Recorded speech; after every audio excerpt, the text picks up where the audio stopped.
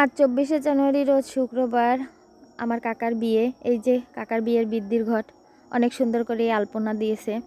তো কাকা রেডি হয়ে বের হচ্ছে এবং গুরুজন যারা ছিল তাদেরকে প্রণাম করে নিচ্ছে। তো আজকে আমাদের গন্তব্য হলো পিরোজপুর জেলার জিয়ানগর উপজেলার চণ্ডীপুর নামক গ্রাম।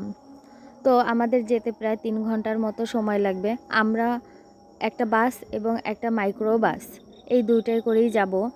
তো আমাদের যতগুলো নিয়মকানুন রীতিনীতি যা ছিল সব রিচুয়ালগুলো আমরা সুন্দরভাবে মেনটেন করে এখন বাড়ি থেকে বের হচ্ছি। তো আমি আর কাকা একসাথেই বের হচ্ছি। এই যে আমি সামনে আর কাকা পিছনে।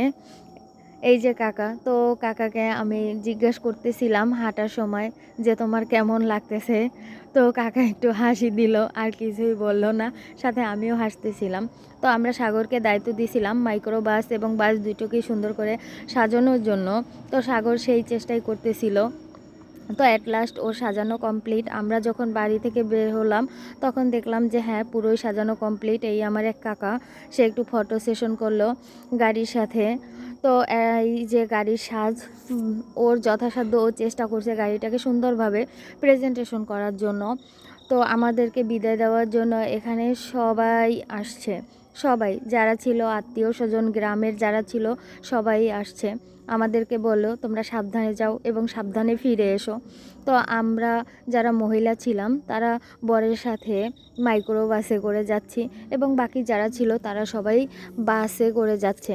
তো আমাদের গাড়ি চলা স্টার্ট করলো এবং এখন আমরা আছি পিরোজপুরের বেকুটিয়া সেতুর উপরে।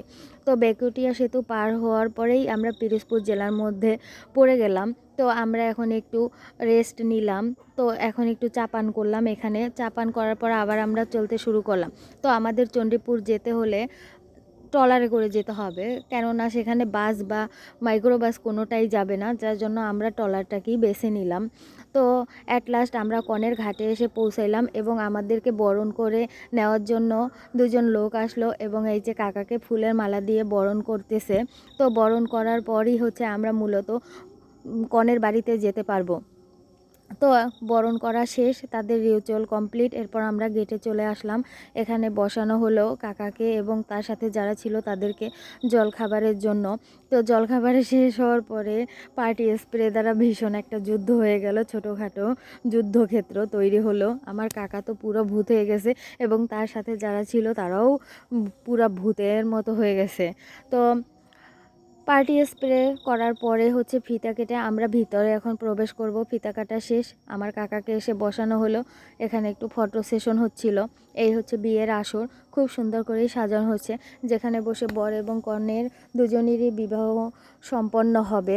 তো আমরা এই ফাঁকে একটু ঘরের মধ্যে গেলাম, যেখানে কনে সেজে বসেছিল এবং কনের সাথে তার আত্মীয় স্বজন বোন যারা ছিল তারাও ছিল। আর এদিকে কাকাকে এসে আসরে বসানো হলো এবং কনের বাবা আর কাকা দুজনেই বৃদ্ধি করতেছিল।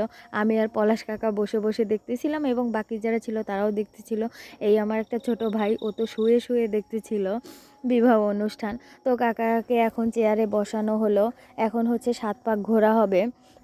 যা 7 পাক ঘোরার জন্য কাকার চোখ আটকিয়ে দেওয়া হলো একটা ধুতির মাধ্যমে, যাতে করে বর আর কনে কেউ কাউকে দেখতে না পায়, কেননা এখনও শুভ দৃষ্টি হয়নি। শুভ দৃষ্টি না হওয়া পর্যন্ত কেউ কাউকে দেখতে পাবে না। এই জন্য আমার কাকিমা সে উল্টো দিক করে দাঁড়িয়ে আছে যাতে করে না দেখা যায়, এই জন্য। তো এখন 7 পাক ঘোরা শেষ, এরপর দুজনকে বসানো হলো এবং শুভ দৃষ্টি হলো। শুভ দৃষ্টি হওয়ার পর জোড়বন্ধনী হবে। জোড়বন্ধনীটা মূলত পুরোহিত সেই করে থাকে। এই যে রসগোল্লা আমরা যা নিয়ে আসছিলাম তাই সবাইকে খেতে দিলাম এবং আমরাও পেলাম সেইটাই। তো এখন বর এবং কনে তাদেরকে বসানো হলো এবং কনের বাবা বরের হাতে কনেকে সম্প্রদান করছে, সেই মন্ত্রই উচ্চারণ করছে। তো মন্ত্র পড়া শেষ, এখন জোড়বন্ধন হবে। সেই এই যে জোড়বন্ধনী করার পরে হচ্ছে মূলত সিঁদুরদান এবং তারপরে 7 সমুদ্র পার এবং যজ্ঞ, সবগুলোই অনুষ্ঠান। তো এগুলো হলেই মোটামুটি আমাদের বিয়ে কমপ্লিট। এই এখন সিঁদুরদানের পর্ব চলতেছে। সিঁদুরদানের পরে হবে 7 সমুদ্র পার। তো সিঁদুরদানের প্রথম হচ্ছে কনে বরকে চন্দনের ফোঁটা পরিয়ে দেয় এবং বর হচ্ছে কনেকে সিঁদুর দান করে। এই যে প্রথম আমার কাকি, সে চন্দনের ফোঁটা আমার কাকাকে পরিয়ে দিল এবং দেন হচ্ছে আমার কাকা আমার কাকিকে সিঁদুর পরিয়ে দিল। তো এদের সিঁদুরদান কমপ্লিট হওয়ার পরে এখন এই যে 7 সমুদ্র পার হচ্ছে দুইজনে, বর এবং কনে, এবং পাশেই যজ্ঞ চলতেছে। সে যজ্ঞের মধ্যে বর এবং কনে দুজনেই খই অর্পণ করতেছে। তো খই অর্পণ করা হয়েছে এবং যজ্ঞ মোটামুটি শেষ পর্যায়ে। তো যজ্ঞ শেষ মানে বিয়েটা পুরোপুরি কমপ্লিট হয়ে গেল, শেষ। অ্যাট লাস্ট আমরাও তারা দিতেছিলাম, কারণ আজকে রাতেই আমরা ব্যাক করে যাব বাড়ির উদ্দেশ্যে। যার জন্য পুরোহিত মশাই অনেকটাই চেষ্টা করেছে তাড়াতাড়ি করার জন্য। তো যজ্ঞ কমপ্লিট হবার পরে এখন বর আর কনেকে আবার সেই আসরে বসানো হলো এবং যত গুরুজন ব্যক্তিরা ছিল বরের দিকের এবং কনের দিকের আত্মীয় স্বজন সবাই হচ্ছে দুজনকে আশীর্বাদ করতেছিল।